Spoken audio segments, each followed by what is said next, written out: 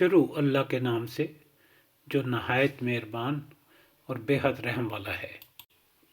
اے پیغمبر صلی اللہ علیہ وسلم، مسلمانوں کے سامنے اس موقع کا ذکر کرو جب تم صبح سویرے اپنے گھر سے نکلے تھے اور احد کے میدان میں مسلمانوں کو جنگ کے لیے جا بجا معمور کر رہے تھے۔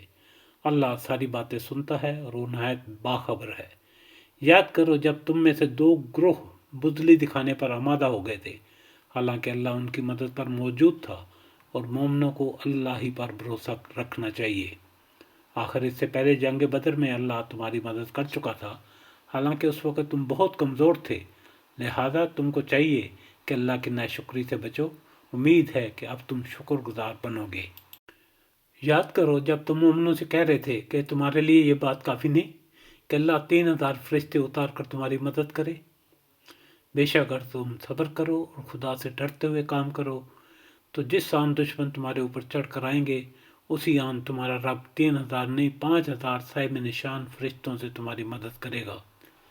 یہ بات اللہ نے تمہیں اس لیے بتا دی ہے کہ تم خوش ہو جاؤ اور تمہارے دل مطمئن ہو جائیں۔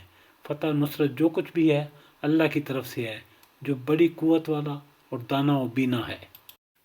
اور یہ مدد وہ تمہیں اس لیے دے گا تاکہ کفر کی راہ چلنے والوں کا ایک بازو کاٹ دے یا ان کو ایسی ذلیل شکست دے کہ وہ مرادی کے ساتھ پسپا ہو جائیں۔ اے پیغمبر صلی اللہ علیہ وسلم، فیصلہ کے اختیارات میں تمہارا کوئی حصہ نہیں۔ اللہ کو اختیار ہے چاہے انہیں معاف کرے چاہے سزا دے، کیونکہ وہ ظالم ہے۔ زمین اور آسمانوں میں جو کچھ ہے اس کا مالک اللہ ہے، جس کو چاہے بخش دے اور جس کو چاہے عذاب دے، وہ معاف کرنے والا اور رحیم ہے۔